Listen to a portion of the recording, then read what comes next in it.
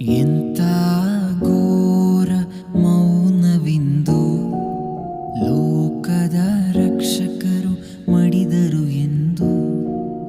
ಎಂಥ ಘೋರ ಮೌನವಿಂದು ಲೋಕದ ರಕ್ಷಕರು ಮಡಿದರು ಎಂದು.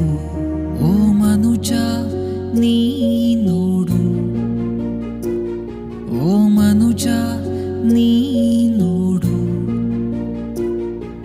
ಶಿಲುಬೆಯ ಮೇಲೆ ಪ್ರಭುವಿನ ಪಾಡು. ಈ ಕಷ್ಟವು ನಮ್ಮ ಪಾಪಕ್ಕಾಗಿ, ಈ ಯಾತನೆ ನಮ್ಮ ತಪ್ಪಿಗಾಗಿ ಸಹಿಸಿದರು ನಮ್ಮೆಲ್ಲರ ರಕ್ಷಣೆಗಾಗಿ. ಎಂಥ ಘೋರ ಮೌನವಿಂದು ಲೋಕದ ರಕ್ಷಕ